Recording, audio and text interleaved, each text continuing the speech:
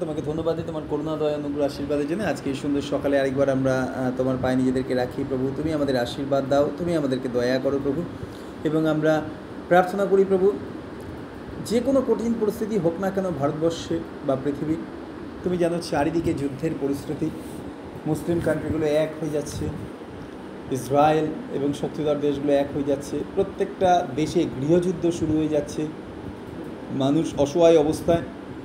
যখন আমরা ভাবছিলাম যে গভর্নমেন্ট, আগেকার দিনে প্রভু সবার চিন্তা ছিল যে একটা যদি গভর্নমেন্ট জব পাই আর তার জন্য মানুষ 10 লাখ 15 লাখ 20 লাখ টাকা পর্যন্ত প্রভু তারা ব্রাইব দিয়ে চাকরি পেয়েছে। আর আজকে আমরা দেখতে পাই গভর্নমেন্ট চাকরির কোনো প্রভু কোনো স্থিরতা নেই। মুহূর্তের মধ্যে হাজার হাজার মানুষ তারা চাকরি হারাচ্ছে, তাদের জীবন চলে যাচ্ছে, আত্মহত্যা করছে, ভয়ঙ্কর পরিস্থিতি প্রভু। আর এই পরিস্থিতির মধ্যে একমাত্র তোমার বাক্য আমাদেরকে শিক্ষা দেয় যেন আমরা তোমার উপর আস্থা রাখি। কারণ আজকে সকালবেলা আমরা পড়ছিলাম যুব সিংহের খাবারের অভাব হয়, কিন্তু যারা তোমার অন্বেষণ করে তাহাদের কোনো মঙ্গলের অভাব হয় না। আব্বা, তুমি আমাদেরকে দয়া করো, তোমার বাক্যকে ভালোবেসে প্রভু সব কিছুর মধ্যে থেকে প্রভু তোমাকে জীবনে প্রায়োরিটি এগিয়ে চলতে সাহায্য করো। কারণ তোমার বাক্যে লেখা আছে যারা তোমার উপর নির্ভর করে তাদের জীবনে মঙ্গলের কোনো অভাব হবে না। তুমি আশীর্বাদ করো, অনুগ্রহ দাও, দয়া করো, মহিমান্বিত প্রার্থনা তোমার যিশু নামে চাই, আমিন। আসুন, ঈশ্বর আমাদের কাছে বাইবেল থাকলে আমরা তুলে ধরি এবং একসঙ্গে বলি, এটা আমার বাইবেল, ঈশ্বরের বাক্য। যা কিছু লেখা আছে আমি বিশ্বাস করি, যা কিছু লেখা আছে আমি পালন করব, অন্যকে শিক্ষা দেবো। সমস্ত প্রতিজ্ঞা আমার জীবনে আমি গ্রহণ করি, আমি আর আগের মতো থাকবো না, যিশু খ্রিস্টের নামে। আমরা আলোচনা করতে চাই ঈশ্বরের বাক্য থেকে। যখন আমরা প্রভুর সাথে থাকি কীভাবে আমাদের জীবনে পরিবর্তন আসে।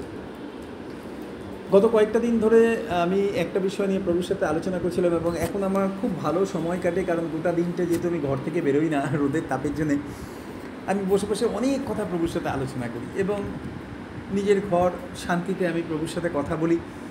আর কয়েকটা বিষয় আমি আলোচনা করছিলাম প্রভুর সাথে এবং উপলব্ধি করতে পারছিলাম যে যা কিছু পৃথিবীতে এদের বলা ভালো আমাদের জীবনে ঘটছে, কোনো কিছুই কিন্তু ঈশ্বরের দৃষ্টির বাইরে না এবং কোনো কিছু কিন্তু তার নিয়ন্ত্রণের বাইরে না। কেন ঈশ্বর তিনি অ্যালাউ করেন? কারণ আমরা মনে রাখবো সব কিছুর পেছনে ঈশ্বরের একটা মহৎ উদ্দেশ্য আছে। সব কিছুর ভেতর থেকে ঈশ্বর তিনি চান না কখনো আমরা পরাজিত জীবনযাপন করি। গত কয়েকদিন আগে আমি জয়েস মায়ের একটা বই পড়ছিলাম এবং সেই বইটা পড়তে পড়তে, আর আমার কাছে একটা বই আছে 101 Days উইথ দ্য লর্ড, 101 দিন একজন ভদ্রলোক, আমি যখন ইউএসএ ছিলাম তখন আমারই একজন বান্ধবী উনি গিফট করেছিলেন এই বইটা। আর ওই বইটা আমি নিয়ে আসি প্রতিদিনের 101 দিনের বিভিন্ন বাইবেলের ভার্স দিয়ে লেখা আছে বইটা, ভীষণ সুন্দর বইটা। আর আমি ওই বইটা পড়ি এবং দেখছিলাম যে মোটামুটি ঈশ্বর ভক্ত মানুষদের প্রত্যেকের জীবনের একই পরিস্থিতির মধ্যে থেকে তারা গেছেন এবং তারা যাচ্ছেন এবং ফাইনালি তারা বলেছেন যে মনে রাখবেন এই কঠিন পরিস্থিতির মধ্যে থেকে গিয়ে আমরা শিখেছি যে ঈশ্বর তিনি এর মধ্যে থেকে আমাদের জীবনের জন্য পথ করেন। যেহেতু পৃথিবীটা তিনি মানুষদেরকে দিয়েছেন, বাইবেলের কাছে পৃথিবী তিনি মনুষ্য সন্তানদেরকে দিয়েছেন, তিনি মানুষের সব কাজে হস্তক্ষেপ করেন না এবং সেই কারণে আমরা জানি যে এত খারাপ পৃথিবীতে বিভিন্ন জায়গায় গভর্নমেন্ট এত খারাপ কাজ করছে। প্রত্যেকটা দেশেই মানুষ সাফার করছে কিছু না কিছু, গভর্নমেন্টের সাথে বনিবনা নেই। আমরা জানি যে তাদের জীবনে সংকট, সমস্যা, তাড়না। ঈশ্বর তো তিনি ইচ্ছা করলে বাইবেলের কাছে রাজার চিত্ত সদাপ্রভুর হস্তে জলপ্রণালী নেই, কেন চাঁদি টেনেই বই, তিনি যে কোনো দিকে ফেরাতে পারেন। কেন তিনি ফেরান না? ঈশ্বর তিনি কোনো পরজাতি মানুষের মনকে পরিবর্তন না করে জোর করে তিনি ঈশ্বর ভক্ত মানুষদের জন্য পথ করে দেন, যেন তারা পথ দেখতে পায় এবং আশীর্বাদের পথের মধ্যে থেকে তারা যেন ঈশ্বরের গৌরব দেখতে পায়। মানুষ যদি ঈশ্বরকে অন্বেষণ করে তবে তারা নিশ্চয়ই আশীর্বাদ পাবে। আমি গত কদিন ধরে একই বিষয়ে আলোচনা করছিলাম যে প্রথম বিষয় আছে কী করে আমাদের ক্যারেক্টারটা ট্রান্সফর্ম হবে। দেখবেন আমরা কিন্তু প্রত্যেকে স্ট্রাগল করি, প্রত্যেকের জীবনে কিছু না কিছু ভুল জায়গা এবং এটা গোটা পৃথিবীর মানুষদের জীবনে আছে। আমি ভাবছিলাম যে প্রভু যখন মসিকে ঈশ্বর তিনি ডেকেছিলেন এবং তার নামটাই ছিল মসি, কেননা তাকে টেনে তোলা হয়েছিল এবং it was according to the plan of God. কারণ মসি বাইবেলের কাছে দেখতে সুন্দর ছিল এবং তার বাবা মার অন্তরে বোঝা দিয়েছিলেন যে মসিকে লুকিয়ে রাখার জন্য। চিন্তা করে দেখুন, সেই সময় তো প্রত্যেকটা বাবা মাই তো চেয়েছিল মসিকে লুকিয়ে রাখার জন্য। তাদের নিজস্ব যে সন্তান আছে মসির মতো, মসির বাবা মার কাছে যেমন মসি তিনি মূল্যবান ছিলেন, প্রত্যেকটা বাবা মার কাছে ইহুদি বাচ্চারা মূল্যবান ছিল। কিন্তু মসির ক্ষেত্রে ঈশ্বর তিনি বিশেষ অনুগ্রহ দিয়েছিলেন। কেন? কারণ তিনি চেয়েছিলেন এমন একজন মানুষকে তিনি ব্যবহার করবেন যার মধ্যে থেকে ইসরায়েলের গোটা জাতি তারা আশীর্বাদ পাবে। মোশিকে নিয়ে যাওয়া হলো, তারপরে তাকে প্যাটরা করে ভাসিয়ে দেওয়া হলো, এবং চিন্তা করে দেখুন নীল নদ তাকে ফেলে দেওয়ার কথা ছিল না? কোথায় ফেলে দেওয়ার কথা ছিল? নীল নদে। প্রচণ্ড হিংস্র কুমির থাকত,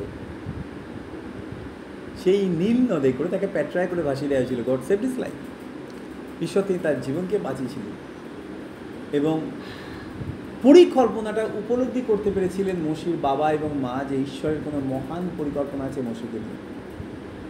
সেই সময় হারুনও হয়েছিল, ঈশ্বর তিনি হারুনকেও বাঁচান তার পরিকল্পনায়, কিন্তু মোশিকে বিশেষ পারপাসে তিনি নিয়ে যান কোথায়? যেখান থেকে আদেশ এসছে বাচ্চাদের মেরে ফেলো, সেই ঘরেই তিনি তাকে বড় করেন। এবং আমরা দেখতে পাই মোশির জীবনে অনেক দুর্বলতা ছিল।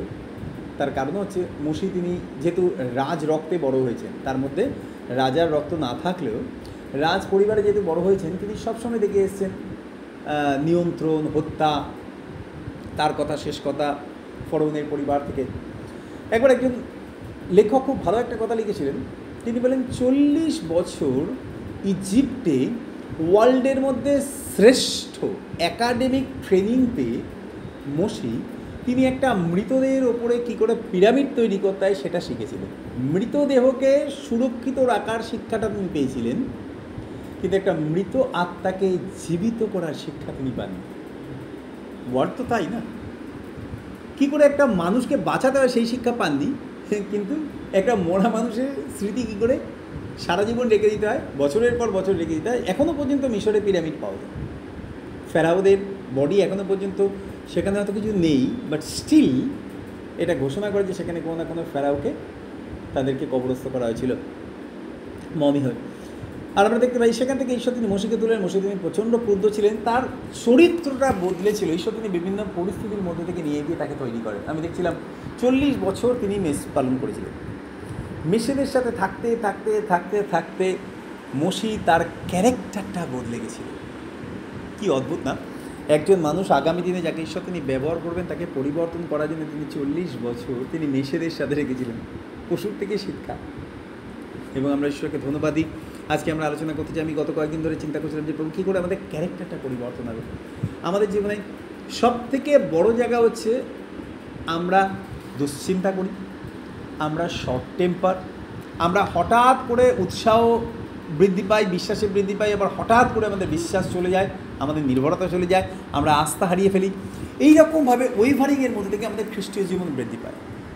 আর আমি প্রার্থনা করছিলাম যে প্রভু এগুলোর মধ্যে থেকে কী করে প্রভু আমরা বেরোতে পারবো। তো আমি ভাবছিলাম যে প্রভু বর্তমান সমাজে, আগেও তাই ছিল, এখন বর্তমান সমাজে আমরা দেখতে পাই মানুষ সব থেকে বেশি স্ট্রাগল করে দুশ্চিন্তায়, এবং যুদ্ধটার বাইরে না, ভেতরে।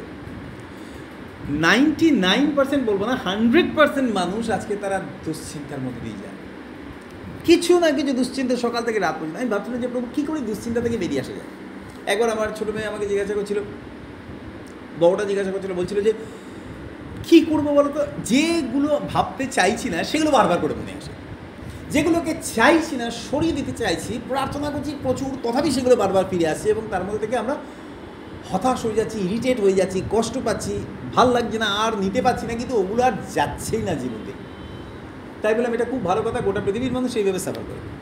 কিন্তু কেন ঈশ্বর তিনি আমাদের মধ্যে থেকে দুশ্চিন্তা সরিয়ে দেন না? কারণ বাইবেলে গেছে তোমরা কোনো বিষয়ে ভাবিত হইও না। ঈশ্বর তিনি জানেন আমরা ইচ্ছা করলে আমাদের মনকে আমরা নিয়ন্ত্রণ করতে পারি, কিন্তু প্রথম থেকেই শয়তান আমাদের মিথ্যা বলে এসছে যে তুমি পারবে না তোমার জীবনের কোনো দুশ্চিন্তাকে সরিয়ে দিতে। আমরা নেগেটিভদের ধরেই আমরা চলেছি। জয়েস ম্যারের একটা বই পড়ছিলাম, আর সেখানে তিনি বললেন যে যেদিন আমি জানতে পারলাম যে ঈশ্বর তিনি আমাদেরকে ক্ষমতা দিয়েছেন ভালো চিন্তা করার জন্যে, খারাপ চিন্তাগুলো সরিয়ে দিয়ে, বলে তখন প্রথমেই আমি পবিত্রতার কাছে ক্ষমা চেয়েছিলাম যে তুমি আমাকে ক্ষমা করো, এত বছর আমি নেগেটিভ চিন্তা করেছি তাই জন্য।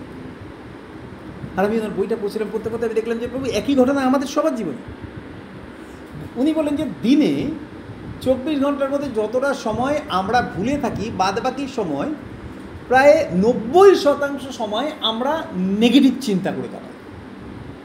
ঈশ্বর তিনি আমাদেরকে বেছে নেওয়ার ক্ষমতা দিয়েছেন। যদি আমরা মনে করি করবো না, তাহলে আমরা পারি, কারণ ঈশ্বর তিনি এমন কিছু আমাদেরকে করতে বলবেন না যেটা আমরা পারি না।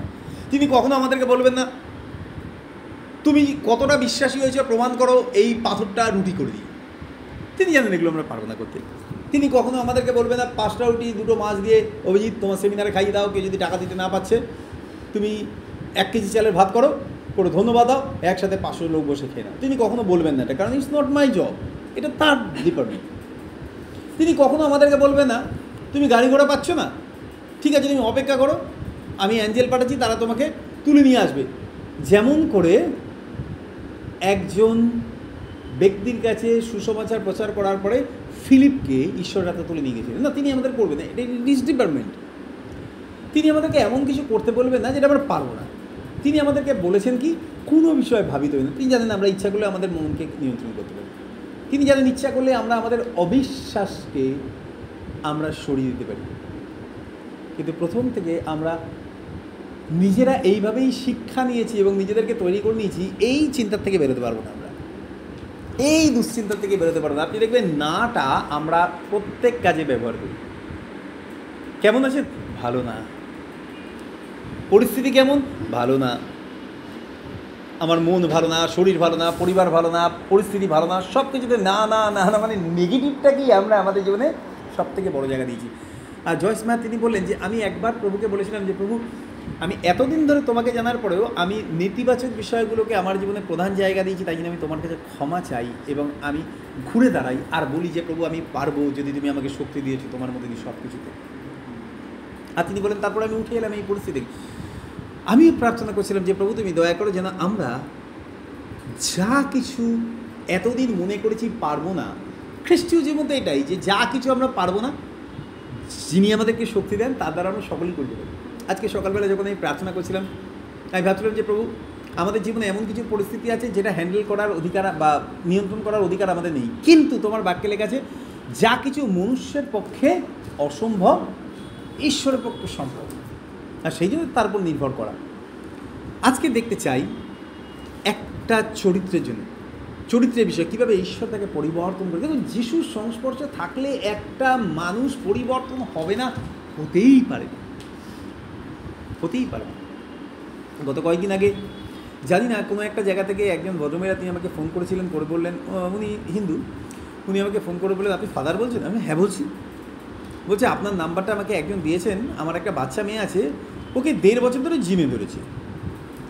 প্রায় উনি 20-25 মিনিট ধরে কথা বললেন। আমি বললাম হ্যাঁ বলুন।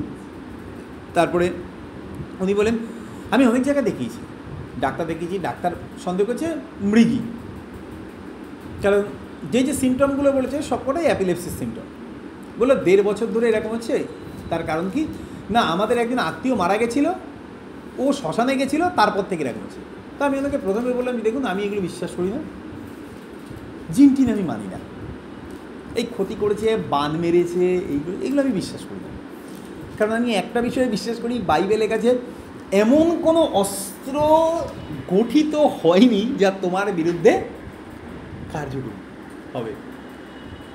আর তাই যদি ঈশ্বর এই বাক্যটা আমি এত পরিমাণে বিশ্বাস করি, সেই জন্য আমি কোনোদিন বিশ্বাস করি না যে কেউ আমার এগেনস্টে মন্ত্র পড়লে শয়তান আমার ক্ষতি করতে পারবে। কারণ বাইবেলে লেখা আছে শত্রুর সমস্ত শক্তির উপরে তোমাকে কর্তৃত্ব দিচ্ছে। কারণ এত বছরের, আজকে আমার 29 বছরের প্রায় পরিচর্যা প্রভুর হাত ধরে তার সঙ্গে দাঁড়িয়ে, এই 29 বছর ধরেই আমি দেখেছি শয়তান বারবার পরাজিত হয়েছে, বারবার। এবং আমি দেখেছি একবারও সে যেতে দিই, যতবার আমি দেখেছি প্রার্থনা করেছি যিশু নামে, সঙ্গে সঙ্গে দেখেছি যে ঈশ্বর তিনি আমাকে বিজয় দিয়েছেন। তাই ভদ্রমহিলা তিনি আমাকে বললেন, আমি প্রথমে বললাম যে আমি ওনার কথাটা শুনলাম, উনি বললেন আমি 4 জন অ্যাস্ট্রোলজারকে দেখিয়েছি, 4 জনই বলেছে যে ওর মধ্যে জিন আছে।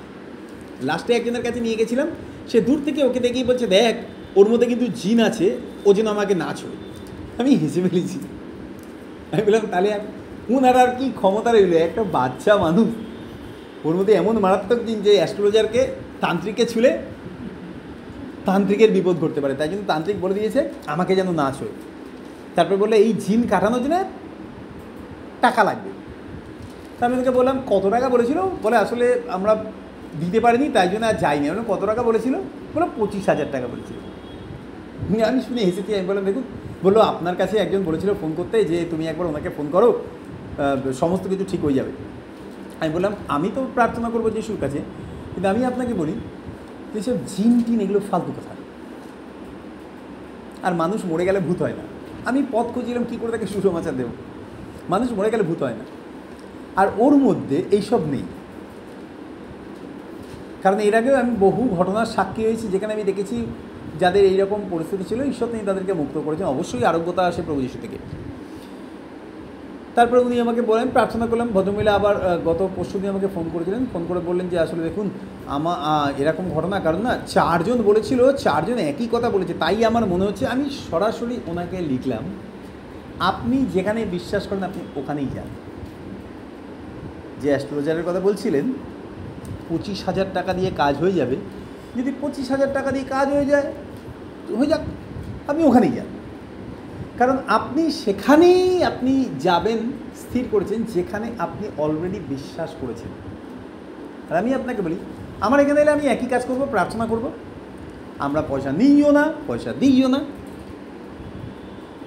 আমি জিন টিন এগুলোতে বিশ্বাস করি না। আমি বিশ্বাস করি সর্বশক্তিমান ঈশ্বর প্রভু যিশু, এবং বলবো যদি আপনার খুব অসুবিধা হচ্ছে তাহলে বলবো ওকে ডাক্তার দেখান একবার। কারণ যে সিমটমগুলো বলছিল সেগুলো অ্যাপিলেপসিস সিমটম, মৃগীর সিমটম না। আসলে আমি সরাসরি ওনাকে বললাম, আমার এখানে এসে কোনো লাভ নেই, কারণ আপনার বিশ্বাস যেখানে গেলে পরে যাবে আপনি ওখানেই যান। প্রথমে হয়তো একটু অসন্তুষ্ট হয়েছে, কিন্তু আমার দিক থেকে আমি স্যাটিসফাই। কারণ যদি আমি বিশ্বাস না করেছি যে যিশু আমার জীবনকে আশীর্বাদ করতে পারে, অনেকে বলবে চিহ্ন না দেখে কী করে বিশ্বাস করবো। হ্যাঁ, তাও ঠিক আছে, কিন্তু যদি আমার জীবনে প্রথম থেকেই অবিশ্বাস থাকে তাহলে আমি যত প্রার্থনাই করি না কেন কোনো কিছু হবে না, কোনো কিছু হবে না। যদি আমি ওষুধও খাচ্ছি, যদি আমি মনে মনে চিন্তা করে কি ওষুধ খেলেও আমি সুস্থ হব না, ডেফিনেটলি হবে না। আজকে সকালবেলা একটা বোধহয় 25-26 বছর বয়সে একটা ছেলের ফটো পাঠিয়েছে আমারই এক ভাই উজ্জ্বল। ছেলেটার ও সেন্ট পলসে কলেজের প্রফেসর, 26-27 বছর বয়স হবে। 2 কিডনি নষ্ট হয়ে গেছে, আর 6খানা, এই নিয়ে 6 নম্বর ওর ডায়ালিসিস চলছে। কেন? কারণ কোভিডের যে ভ্যাকসিন নিয়েছে সেই ভ্যাকসিনের সাইড এফেক্টেও 2 কিডনি নষ্ট হয়ে গেছে। হ্যাঁ, 26-27 বছর বয়স ছেলেটার, 2 ভ্যাকসিনে ওর 2 কিডনি নষ্ট হয়ে গেছে, এবং এই নিয়ে 6ষ্ঠ ডায়ালিসিস চলছে। এবং আমি যখন খবরটা পেলাম আমার মনটা এত খারাপ লাগছিল, আমি ভাবছিলাম যে প্রভু, যে কী করে মানুষের জীবনে সমস্যা, এবং কতটুকু বয়স, এখন পর্যন্ত দাড়িও পড়েনি ভালো, কি অল্প বয়স না, 26-27 বছর বয়সে, কি অদ্ভুত না। যদি আমি বিশ্বাস না করেছি তাহলে কোনো কিছুই হবে। তাই আমি ভদ্রমহিলাকে বললাম, আপনি যেখানে বিশ্বাস করেন সেখানেই আপনি যান। কারণ যিশু, তিনি বাইবেলে লেখা আছে, তিনি বলেছেন তুমি বিনামূল্যে পাইছো, বিনামূল্যে দাও। অনেক মানুষ চিন্তা করে, আসলে উনি একটু ঘাবড়ে গেছেন। উনি বললেন কীরকম কী খরচা টর্চা হবে। আমি বললাম আমাদের এখানে কোনো টাকা পয়সা লাগে না, কারণ যে ছাড়াবে তিনি ঈশ্বর, তিনি কিছু নেন না। বাইবেল লেখা আছে তার প্রয়োজন পড়ে না যে তিনি মানুষের হাত দ্বারা সেবিত হবে। তার খিদে পেলে তিনি বলবেন আমাকে খাও। আর তাই জন্য আমরা টাকা পয়সার বিষয়ে আমরা কোনো কিছু নিই না, আর আমরা শুধু প্রার্থনা করবো আপনার মেয়ে। কিন্তু উনি ভাবলেন যে কিছু একটা বুলিয়ে টুলিয়ে না দিলে পরে, আমার মনে হয় মাদুলি ফাদুলি না দিলে পরে, কিছু যজ্ঞফজ্ঞ না করলে পরে এই জিন যাবে না। আমি বললাম এটা আমার বিশ্বাস নেই, ওর মধ্যে কী আছে। তবে আমি এতটুকু বিশ্বাস করি, যাকে আমি বিশ্বাস করি তিনি জীবিত। যাই হোক, আমি ভাবছিলাম কী করে যদি আমি বিশ্বাস করেছি প্রভুর ওপরে, তাহলে আমার জীবন পরিবর্তন হবে না। এটা কখনো হতেই পারে না। ঈশ্বরের বাক্য থেকে একটা জায়গা থেকে একটু পড়ি, মার্ক লিখিত সুসমাচার তার 5 অধ্যায় 2 থেকে 5 পদ পর্যন্ত পড়ছি। 15 পদটা পড়বো আর 18 থেকে 20 পদটা পড়বো। লেখা আছে মার্ক লিখিত সুসমাচার তার 5 অধ্যায় 2 থেকে 5। তিনি নৌকা হইতে বাহির হইলে ততক্ষণাৎ এক ব্যক্তি কবরস্থান হইতে তার সম্মুখে আসিল, তাকে অসুচি আত্মায় পাইয়াছিল। সে কবরের মধ্যে বাস করিত, এবং কেহ তাকে শিকল দিয়াও আর বাঁধিয়া রাখিতে পারতেন। দেখুন আজকে একটা অদ্ভুত বিষয়, কেন বলুন তো পরিবারে বিচ্ছেদ ঘটে? তার একটাই কারণ, কোনো আত্মা, যে আত্মা চায় না কোনো পরিবার একসঙ্গে থাকুক, শুধুমাত্র চিৎকার চেঁচামেচি করছে, হাত পা কাটছে। এই লোকটা নিজে পাথর দিয়ে নিজের হাত পা কাটতো, জামা কাপড় খুলে ফেলে দিত। বাইবেল লেখা আছে, দেখুন এখানে লেখা আছে কেউ তাকে শিকল দিয়ে আর বাঁধিয়া রাখিতে পারত না, কেমন লোকে বারবার তাহাকে বেরিয়ে শিকল দিয়া বাঁধিত, কিন্তু সে শিকল ছিঁড়িয়া ফেলিত এবং বেরি ভাঙিয়া খণ্ড বিখণ্ড করিত, কেউ তাহাকে বশ করিতে পারিত না। আর সে রাত দিন সর্বদা কবরে ও পর্বতাকে চিৎকার করিত এবং পাথর দিয়া আপনি আপনাকে কাটিত। আর আলটিমেটলি তাই, তার গায়ে কোনো কাপড় জামা ছিল না, ভয়ঙ্কর পরিস্থিতি, নানাভাবে সে নিজেকে ক্ষতি করছে। আজকে যে নিজের ক্ষতি চায় বা যে নিজেকে আঘাত করে, নিজেকে ক্ষতি করে, আমি দেখেছি কোনো মানুষ রেগে গেলে পরে নিজের মাথা দেয়ালে ঠুকছে, নিজে চুল টানছে, দেয়ালে ঘুষি মারছে, ঘরের জিনিসপত্র নিয়ে ভেঙে চুরে তছনছ করে দিচ্ছে। সে কিন্তু তার নিজের নিয়ন্ত্রণে নেই, control by some other spirit. এবং এমন কোনো আত্মা তাকে নিয়ন্ত্রণ করছে, সে না বুঝে তার দাস। বাইবেল লেখা আছে না, আজ্ঞা পালনার্থে যে যাহার কথা শোনে সে তার দাস। সে যখন ভেতরে কেউ বলছে ভাতের থালাটা উল্টে দিই, একবার যখন উল্টে দিয়েছে, আমি কারো নিয়ন্ত্রণে আছি। কেউ যখন বলছে কিছু করতে পারছি না, তোর দেয়ালে মাথা ঠোক, তোর মাথাটা ঠোক, জোরে ঠুকে দিল, কেউ তাকে নিয়ন্ত্রণ করছে। এবং একটাই কারণে, ঈশ্বরের সৃষ্টি তাকে কষ্ট দেয়া। শয়তান তো আর নিজে হাতে আমাদের মাথা ঠুকে দিতে পারবে না। শয়তান আমাদেরকে নিয়ে গিয়ে 10 তলা থেকে ফেলেও দিতে পারবে না, বলবে তুই লাভ দে। হবাকে নিজে হাতে ফলটা কেটে সাজিয়ে দেয়নি প্লেটে করে, হবা এক পিস খাও প্লিজ, জাস্ট টেস্ট ইট না। হবাকে উৎসাহ দিচ্ছে, হবা নিজেই ছিঁড়ে নিচ্ছে, তার বরকেও খাই দিচ্ছে। ঘটনা হচ্ছে, যদি আমি আজ্ঞা পালন করার জন্য কাউকে নিজের হৃদয়ে জায়গা দিয়েছি, সকলের অলক্ষ্যে আমি আরেকজনের কৃতদাস হয়ে যাচ্ছি। আমরা বুঝতে পারি না, কারণ তাকে দেখতে পাই না। যার আজ্ঞা পালন করি তাকে আমরা চোখে দেখতে পাই না, কিন্তু সে যা বলে করি। অধিকাংশ ক্ষেত্রে দেখা যায় বিচ্ছেদ কোথা থেকে আসে? শয়তান থেকে। বাইবেল কাছে ধন্য যারা মিলন করিয়ে দেয়, কেননা তারা ঈশ্বরের পুত্র বলিয়া আখ্যাত হই। আর ধন্য যারা বিচ্ছেদ করিয়া দেয়, কারণ তাহারা কার পুত্র হবে? জোরে বলি, কার পুত্র হবে, কার কন্যা হবে? আমি চিন্তা করেছি যে বাইবেলের কাছে হিতোপদেশ তার 6 অধ্যায়, ভাতৃগণের মধ্যে যে বিরোধ সৃষ্টি করে, ঈশ্বর তাকে তার প্রাণ থেকে ঘৃণা করে। মানে ঈশ্বর যাকে প্রাণ থেকে ঘৃণা করছেন, আরেকজন তাকে, শয়তানের তার প্রাণ নেই, শয়তানের আত্মা আছে, সে আত্মা থেকে তাকে ভালোবাসছে। কি ভয়ঙ্কর না! শয়তান এত বেশি ভালোবাসছে যে ঈশ্বরের প্রাণের ঘৃণাস্পদ হয়ে যাচ্ছে। বিচ্ছেদ, পরিবারে বিচ্ছেদ হতে পারে, বন্ধুদের মধ্যে বিচ্ছেদ হতে পারে, সোসাইটিতে বিচ্ছেদ হতে পারে। আপনি দেখবেন আজকে মিলের থেকে বিচ্ছেদ বেশি, মিলন হওয়ার থেকে বিচ্ছেদ বেশি। এমন কোনো পরিবার নেই যে পরিবারে বিচ্ছেদ নেই। উফ, সব পরিবারে আগুন জ্বলছে। কেউ একজন ঢুকেছে সকলের অলক্ষ্যে, গন্ডগোল পাকিয়ে দিয়ে চুপ করে বসে রয়েছে, আর আমরা তার আজ্ঞা পালন করি। সে ওকেও বলছে তুই ওকে মার, আবার যাকে মারছে তাকে বলছে তুই ছেড়ে দিবি, তুই ওকে মার। দেখবেন ভেতরে না এরকম যুদ্ধ চলে না, রেসলিং চলে না। ধরুন কেউ আপনাকে একটা খারাপ কথা বলছে, ভেতর থেকে পবিত্রতা বলছে ক্ষমা করে দাও। আরেকটা আওয়াজ আমরা শুনতে পাই, সে কী বলে? কেন বলবে? তুই কোনো অন্যায় করিস না। আজকে একবার ছেড়ে দিলে পরে আবার করবে। বারবার কি ক্ষমা করা যায়? বারবার কি ছাড়া যায়?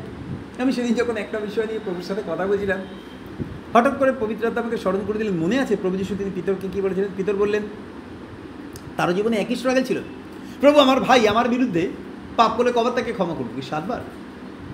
কেন? কারণ যিশুর শিক্ষাটা পিতর ব্যক্তিগত জীবনে সে চেষ্টা করেছিল পালন করার জন্য, সে চেষ্টা করেছিল, ইমপ্লিমেন্ট করতে চেয়েছিল। তার ভাই বরাবর তাকে তাড়না করে গেছে, কারণ যিশুর পেছন ঘুরছে। আর পিতরের ভাই এত পরিশ্রম করছে, মাছ ধরছে, তুই বড় হয়ে তুই ঘুরে বেড়াচ্ছিস। এই নিয়ে হয়তো অনেক ঝগড়া হয়েছে, ঝামেলা হয়েছে। পিতর বারবার ক্ষমা করেছে। সেদিন আর মনে হচ্ছে আর পারবো না, তো বারবার কি একই বিষয় নিয়ে এক অশান্তি প্রতিদিন ভালো লাগে। সেদিন মনে হয় বাড়িতে কিছু গণ্ডগোল হয়েছে। নালে উইদাউট এনি রিজন কখনো পিতর, এটা আমার মনে হয়, উইদাউট এনি রিজন কোনো রকম কারণ ছাড়াই পিতর হঠাৎ করে এসে জিজ্ঞাসা করবে যে প্রভু আমার ভাই আমার বিরুদ্ধে পাপ করলে কতবার তাকে ক্ষমা করবে? তার মানে করেছে, কিছু ঘটেছে, মানে যিশুর কাছে আসার আগে কিছু ঘটেছে বাড়িতে। আজকে বলুন তো, হ্যাঁ, নাহলে কেন বলুন? আপনি বলুন তো, আজকে চার্চে আসার আগে আমাদের বাড়িতে কিছু ঘটে না? নাহলে মন খারাপ কেন? নিশ্চয়ই দুজনে মিলে একসাথে খেতে প্রবেশ করার আগে কৈনাল হেবলের মধ্যে কিছু একটা ঘটেছে, এবং সেই কারণেই কৈনকে ঈশ্বর তিনি জিজ্ঞাসা করেছিলেন, তোমার মুখটা বিষণ্ণ কেন? You have no peace. ঈশ্বর তিনি আমাদের মনটা দেখতে পান। যতই বাইরে হাসি না কেন, ভেতরে বাসি বাইরে হাসি, কিছু নেই ভেতরে, ভয়ঙ্কর দুশ্চিন্তা রাব ওই নিয়ে আমরা বাইরে আসি, হ্যাঁ এই তো চলছে, ঠিক আছে ওই ঠিক আছে ওই, এরকম তো সব ঘরেই হয়। ভিতরের জীবনে কিছু ঘটেছিল, সেই দিনে সে এসে জিজ্ঞেস, প্রভু আমার ভাই যদি আমার বিরুদ্ধে অন্যায় করে, তার মানে করেছে, কিছু একটা করেছে, কতবার তাকে ক্ষমা করো? 7 বার। প্রভু তিনি বললেন, না আমি কি তোমাকে বলেছি 7 বার? কিন্তু 70 গুণ 7 বার।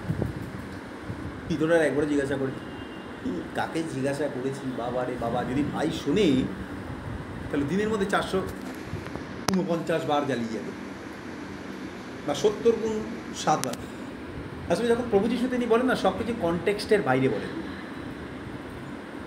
বাইবেলে লেখেছে পশ্চিম দিক হইতে পূর্ব দিক যেমন দূরবর্তী, আমরা হলে কি বলি?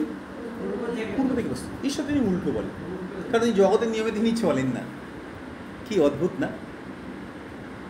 এবং সেই ক্ষেত্রে আমরা দেখতে পাই, যখন তিনি বললেন 7 গুণ 70 বলেনি, তাহলে 400 এক্স্যাক্টলি। আমি যখন এইটা নিয়ে আমি যখন আলোচনা করছিলাম প্রভুর সাথে, আর যখন আমি ক্যালকুলেটর নিয়ে বসেছি, দেখছি ডিজিট বাইরে চলে যাচ্ছে, মানে 70 ইন্টু 70 7 টাইমস, নট 70 ইন্টু 7, কিন্তু ইংলিশে লেখা আছে 70 গুণ 7, মানে 70কে 7 বার। আপনি নাহলে ঘুরিয়ে ইন্টু করুন, 7 করে 70 বার ইন্টু করুন, 70 গুণ লেখা রয়েছে। আমরা খুব কমন হিসাব করি, কারণ মানুষের হিসাব তো ঈশ্বরের হিসাবের থেকে আলাদা, মানুষের হিসাব ঈশ্বরের হিসাব থেকে আলাদা। 7 7 49, 490 বার। কিন্তু তিনি উল্টো বলেছেন। একবার মানে বাইবেল পড়তে পড়তে হট করে দাঁড়ালাম, সেখানে লেখা আছে, আর যদি তুমি ঈশ্বরের উদ্দেশ্যে কোনো কিছু উৎসর্গ করতে যাইতেছো, আর যদি তোমার মনে পড়ে তোমার বিরুদ্ধে তোমার ভাইয়ের কোনো কথা আছে, আমরা পড়েছি এক, কিন্তু আমরা কি চিন্তা করেছি, আমার ভাইয়ের বিরুদ্ধে আমার যদি কিছু কথা আছে তাহলে গিয়ে তাকে ক্ষমা করে আসি। একদিন আমি পড়তে পড়তে প্রায় বছর 20 আগে পড়তে পড়তে হঠাৎ করে আমি বললাম, কেমন খটকা লাগলো প্রভু, এটা এতদিন পড়ে গেছি কিন্তু অন্যরকম চিন্তা করেছি। সবসময় মনে হয়েছে আমার বিরুদ্ধে তুমি করছো, তুমি দোষী, আমি তোমাকে ক্ষমা করে এলাম। কিন্তু প্রত্যেকেই চুপ করে বসে আছি, দেখলে উল্টো লেখা রয়েছে, যদি তোমার বিরুদ্ধে তোমার ভাইয়ের কোনো কথা থাকে।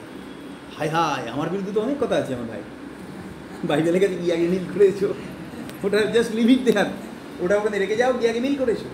কারণ ঈশ্বরের শিক্ষাটা পুরোটাই স্বর্গীয়, এই পৃথিবীর না।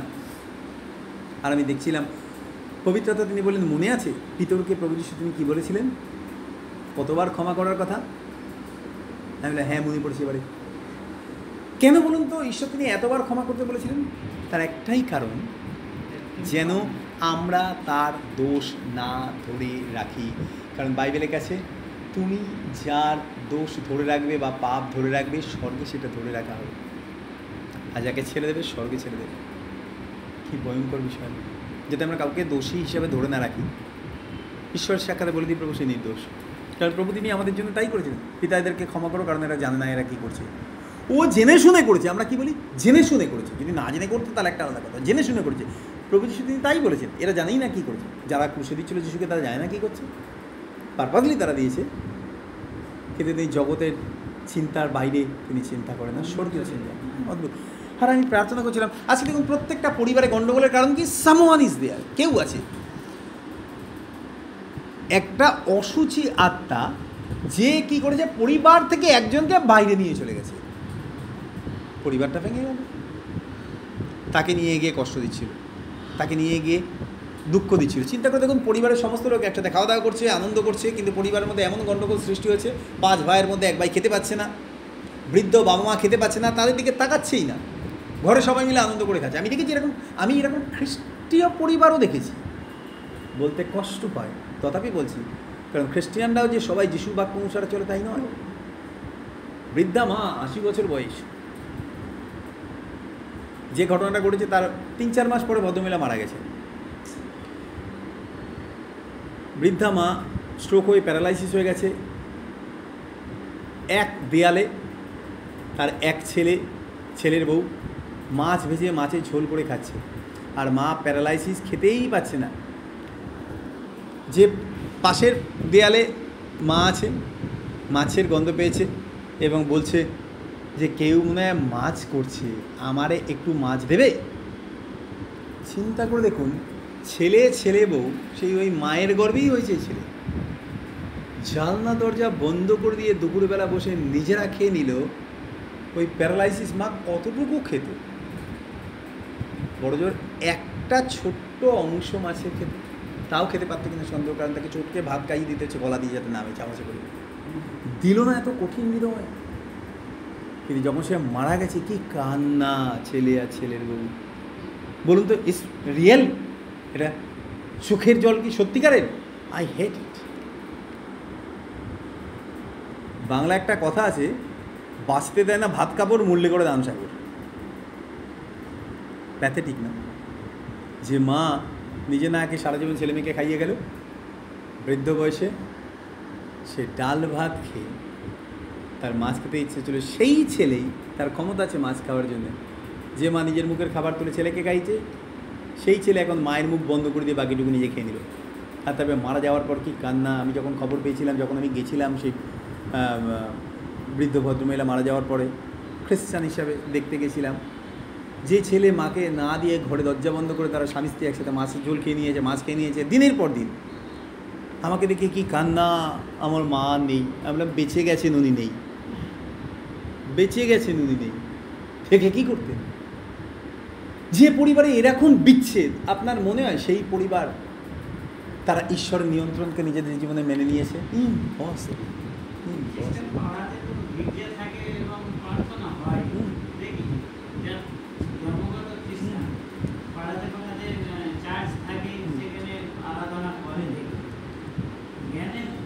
না, যে পরিবার, আরে শত অন্যায় করুক না কেন, একবার প্রভু তিনি আমাকে বলেছিলেন, আমি বলছি, একবার প্রভু তিনি আমাকে বলেছিলেন, মনে রেখো তুমি যে পরিমাণে পরিমাপ করবে, তোমার জন্য সেই পরিমাণে পরিমাপ করা হবে। আর প্রভু তিনি আমার চোখটা খুলে দিয়েছিলেন। আমি দেখছিলাম যে আমি ঈশ্বরের দৃষ্টিতে পাহাড় প্রমাণ অন্যায়। প্রভুকে যখন জানতাম না, ঝুড়ি ঝুড়ি বললে ভুল হবে, কন্টেনার ভর্তি ভর্তি পাপ ডাই হয়ে গেছে ঢালতে ঢালতে প্রভুর চরণে। এসব তিনি সব ক্ষমা করেন। বাইবেলে গেছে, তিনি একবারে বললেন, আমি আর তোমাকে পাপী দেখি না, তুমি নিষ্পাপ। আর আমি যখন ঈশ্বরের দৃষ্টিতে কারোর বিরুদ্ধে অন্যায় ধরে রেখেছি, সে আমার বিরুদ্ধে 10টা অন্যায় করেছে, আমি ধরে রেখেছি। বাইবেলে গেছে না যে দুজন ঋণী, একজন মহাজনের থেকে 1 কোটি টাকা নিয়েছিল সাপোজ, আর একজন 1000 টাকা নিয়েছিল। যে 1 কোটি টাকা নিয়েছিল তার ঋণ ক্ষমা করে দিয়েছে মহাজন, কিন্তু যে 1000 টাকা নিয়েছে, যার 1 কোটি টাকা ক্ষমা করে দিয়েছে, সে গিয়ে তার গলা টিপে ধরে বলে 1000 টাকা দিয়ে তারপর থেকে কারাগার থেকে বার করো। সে বলছে বিনয় করি, হাতে পায়ে ধরে বলছে, বিনয় করি, আমাকে একটু সময় দামি দেবো না, তুই যা আগে কারাগারে যা। আর যারা এটা দেখেছে তারা গিয়ে মহাজনকে বলে দিচ্ছে, আপনি যারা 1 কোটি টাকা ক্ষমা করে দিয়েছেন, সে একজন তার কাছ থেকে 1000 টাকা নিয়েছিল, দিতে পারেনি, তাকে গিয়ে কারাগারে দিয়েছে, বলে রাখো ওকে। বলে বলল, আমি তোমার প্রতি, যখন তুমি আমাকে বললে পারবে না দিতে, আমি তোমার প্রতি কী করেছি? আপনি আমাকে ক্ষমা করে দিয়েছেন। তোমারও কি একই রকম দয়া করা যে তোমার থেকে ধার নিয়েছে তার প্রতি উচিত ছিল না? তুমি করনি। তুমি কি বিচার করলে? তাকে কারাগারে দিলে, যতক্ষণ না পর্যন্ত সে তোমার 1000 টাকা শোধ করছে। তিনি কয়েকজন তার ইয়েদেরকে ডাকলেন, রক্ষীদেরকে ডাকলেন, দেখুন এই ওকে ধরো, জেলে কারাগারে রাখো, যতদিন না 1 কোটি টাকা শোধ করছে ততদিন পর্যন্ত কারাগার থেকে বেরোবে না। আচ্ছা বলুন তো, যার 1000 টাকা সে তাড়াতাড়ি শোধ করতে পারবে না, যার 1 কোটি টাকা সে তাড়াতাড়ি শোধ করতে পারবে? যে কারাগারে ভরেছে 1000 টাকায়, তার বাড়ির লোক জমি বাড়ি বিক্রি করে দিয়ে 1000 টাকা দিয়ে ওকে ছাড়িয়ে নিয়ে চলে যাবে। কিন্তু 1 কোটি টাকা যার, সে কী করবে? লাইফ টাইম, এটা প্রমাণ করছে ইটারনালি, অনন্তকাল সে বিচারিত হবে। ওরে বাবা, দরকার নেই তুমি আমাকে খারাপ ভাবো, ভালো ভাবো। অনেক সময় আমরা চিন্তা করি কি বলুন তো, ও তো বদলাচ্ছে না, আমার প্রতি তো অন্যায় করেই চলেছে, তাহলে কেন তাকে ক্ষমা করব? আপনি জানেন ঈশ্বর না চিরকাল তিনি দেখেন, কিন্তু তিনি চিরকাল মেনে নেন না। ঈশ্বর তিনি ছাড় দেন কিন্তু ছেড়ে দেন না। হালেলুয়া। তিনি আপনাকে তার উপরে ধরে দেবেন এবং এমন জায়গায় নিয়ে যাবেন যেখানে তার হাত আর আপনাকে স্পর্শ করতে পারবে না, কারণ ঈশ্বর তিনি আপনাকে সুরক্ষিত দিয়েছেন। আমি ঈশ্বরকে ধন্যবাদ দিই, কারণ প্রভুর বাক্য যদি আমরা পালন করি তাহলে আমরা মহান আশীর্বাদ পাবো এবং বিচ্ছেদ নিয়ে আসে শয়তান। আর আমি যখন প্রভুকে বলছিলাম, প্রভু তিনি বললেন, তুমি একবার কাউন্ট করে দেখো আমি তোমার কত পাপ ক্ষমা করেছি। আমি দেখলাম সামনে একটা পাহাড়, আমি দাঁড়িয়ে আছি, আমার অন্যায়ের পাহাড় ঈশ্বরের বিরুদ্ধে। প্রভু বলল আমি সব ক্ষমা করে দিয়েছি। আর তারপর আমি দেখলাম যে আমার বিরুদ্ধে অন্যায় করেছে আমি এক বালতি নিয়ে দাঁড়িয়ে রয়েছি। আমি তাড়াতাড়ি করে মনে হলো ওই বালতিটা উপর করে দিয়ে বললাম না না কিছু নেই, তার বিরুদ্ধে আমার কিছু নেই প্রভু। কারণ আমি জানি আমি বেশি অনুগ্রহ পেয়েছি, বেশি। আপনি যদি এক বস্তা 1 টাকার কয়েন নিয়ে আসেন, ধরুন 1,00,000 টাকা আপনি কয়েন নিয়ে আসেন বাড়িতে, গুনতে গুনতে গুনতে গুনতে একটা গড়িয়ে চলে গেল, ওইগুলো গোনা বন্ধ করে রেখে ওই একটা আপনি খুঁজবেন? একটা 99,999টা কয়েন আছে, একটার পেছনে সময় যে দূর থাক। ঈশ্বর তিনি আমাদের জীবন দেখেন, এবং যখনই আমরা ঈশ্বরের বাক্য পালন করি বাইবেলকে যে মহাফল হয় না, বিচ্ছেদ শয়তান নিয়ে আসে। দেখুন এখানে বাইবেল লেখা যে তার পরিবার থেকে তাকে সরিয়ে দিয়েছিল, তার নিজের পরিবার সামনে আছে, পরিবারের লোকেরা চেয়েছিল তাকে মানিয়ে নিতে, তাও পারে। কেন?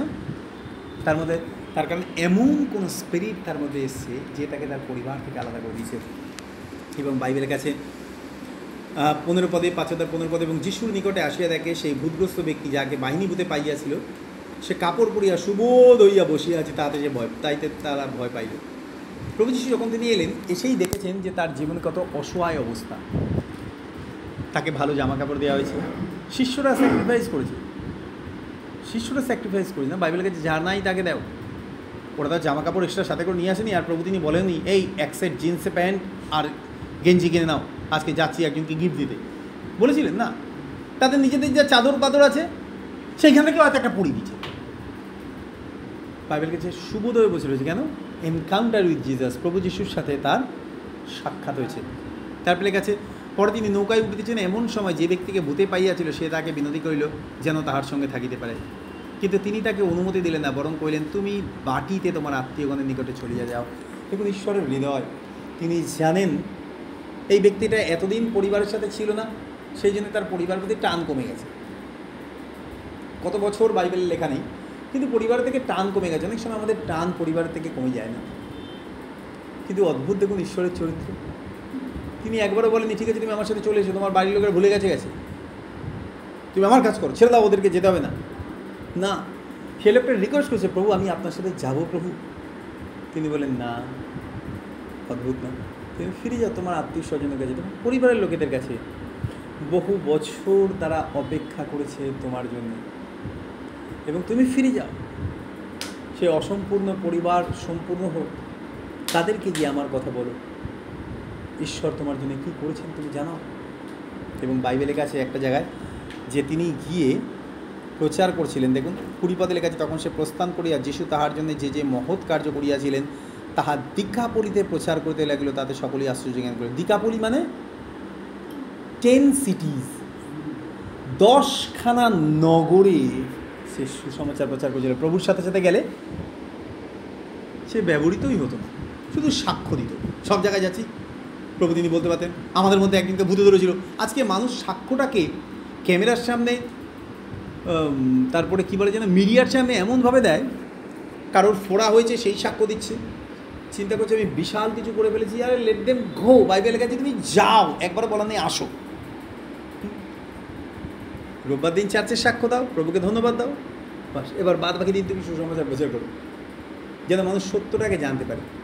বাইবেলের কাছে সে ফিরে চলে গেছিল, and he praised the gospel. সে প্রভু যিশুর বিষয়ে বলেছিল। চিন্তা করে দেখুন, একবারও সে জানে না কী প্রচার করবে, কিন্তু যিশু তিনি তার জীবনের জন্য যা করেছিলেন সেটাই সে বলেছিল।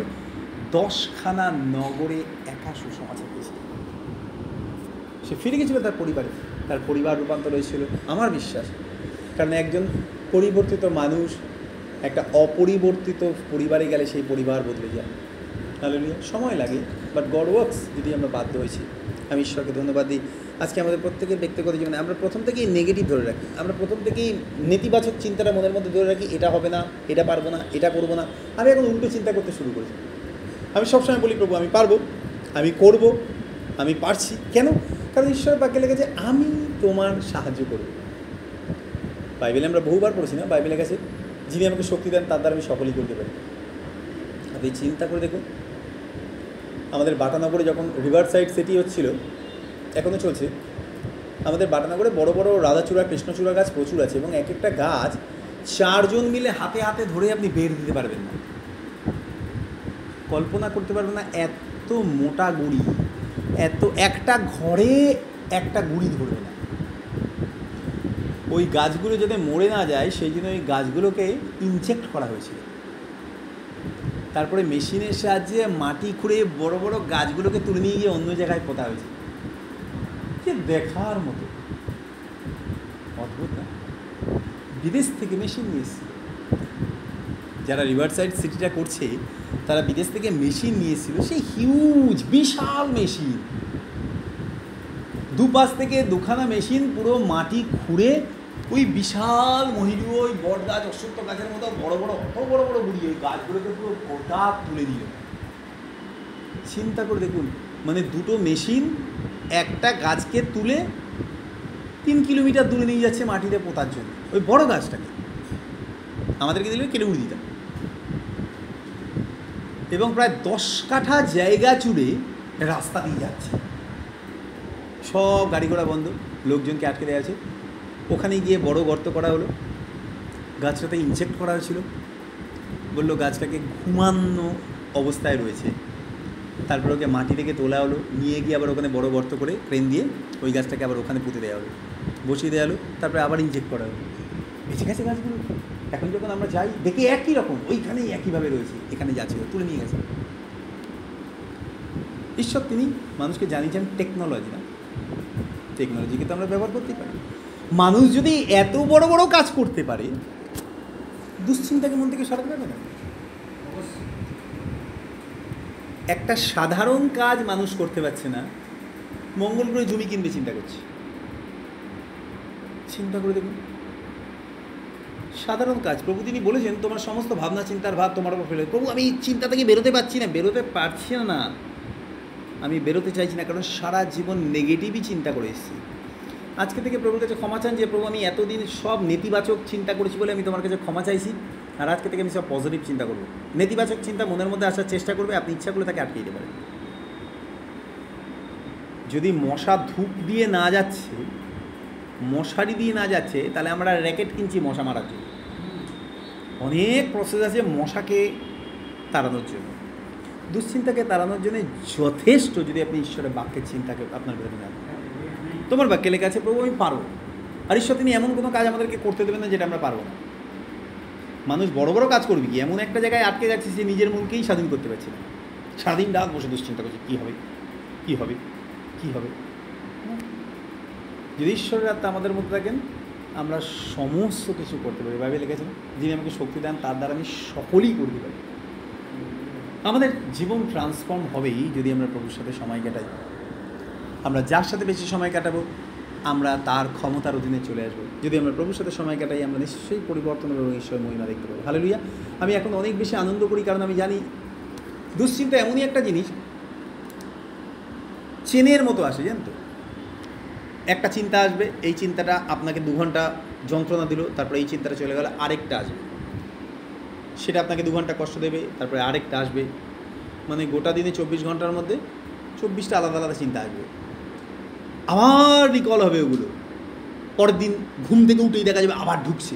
আমরা ওইভাবেই জীবন কাটিয়ে দিচ্ছি যদি আমরা না বলি, কারণ আমাদের ভেতরে আমরা কাকে ঢুকতে দেবো সেটা ঈশ্বর তিনি আমাদেরকে ক্ষমতা দিয়েছেন, আর কাউকে না।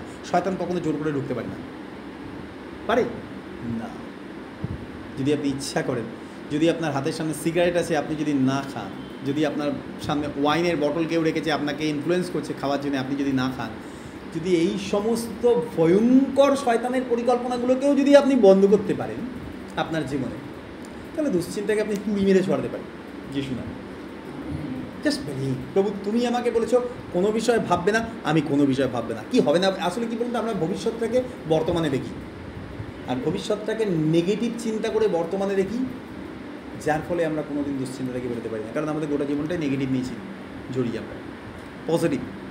তুমি বলেছো তোমার কোনো বিপদ হবে না, প্রেজ গড। তুমি বলেছো কোনো অস্ত্র তোমার বিরুদ্ধে কার্যকরী হবে না, প্রভু আমি ওটাই বিশ্বাস করি। তুমি বলেছো তোমার সমস্ত রোগের আমি প্রতিকার করব, আমি সেটাই বিশ্বাস করি। একজন বিশ্বাসী সে সমস্ত বিষয়ে বিজয়ী। যিশু নামে আমেন। প্রভু তিনি আমাদেরকে অনুগ্রহ দিন, তিনি দয়া করুন, আমাদের নিজেদের রূপান্তর এই বছরটা আমরা নিজেদেরকে রূপান্তর করি। প্রভু তুমি দয়া করো। বিশ্রাম মানে শুধু এই না, এই বছরটা বিশ্রামের বছর আমরা জানি। বিশ্রাম মানে এই না যে এসিতে আমি বালিশ নিয়ে চাদর নিয়ে শুয়ে পড়লাম। বিশ্রাম হচ্ছে যে কোনো কঠিন পরিস্থিতি আপনার জীবনে আসুক, আপনি নিশ্চিন্ত যে আমি একজনকে দায়িত্ব দিয়েছি এবং যাকে দায়িত্ব দিয়েছি তিনি বিশ্বস্ত। হালেলুয়া। প্রভু তিনি আমাদেরকে আশীর্বাদ করুন, তিনি আমাদেরকে অনুগ্রহ দিন। আসলে প্রার্থনা করি মঙ্গলময় স্বর্গের পিতা, তোমাকে ধন্যবাদ দিই তোমার ভালোবাসার জন্য। প্রভু যদি সেদিন তার পরিবারের লোকের সমস্ত আশাকে নিরাশা করে দিয়ে এই মানুষটা যদি অপরিবর্তনশীল জীবনে বন্দী হয়ে থাকার পরেও তোমার উপস্থিতির মধ্যে সে যদি সম্পূর্ণরূপে পরিবর্তন হয় এবং সংযুক্ত হয় পরিবারের সাথে, প্রভু আজকে জানি আমরা আবার তোমার সাথে সংযুক্ত হতে পারবো এবং প্রভু আমরা সমস্ত কিছুর উপর জয়লাভ করতে পারবো। আমাদের মধ্যে থেকে সমস্ত দুর্বলতা তুমি সরিয়ে দাও এবং একই সঙ্গে প্রভু যেটা না সেটাকে না বলতে, যেটা তোমার বাক্য সেটাকে হ্যাঁ বলতে তুমি আমাদের সাহায্য করো, বিশ্বাস করতে সাহায্য করো। আমাদের জীবনের জন্য তোমার সমস্ত পরিকল্পনা মঙ্গলের শেষ ফল আশা সিদ্ধ হবার জন্য আমাদেরকে আশীর্বাদ দাও, আনন্দ দাও, সর্বদা তোমার আনন্দে ধরে রাখো, আমাদেরকে বড় করে তোলো, পরিবর্তন করো আমাদের। যিশু নামে প্রার্থনা চাই।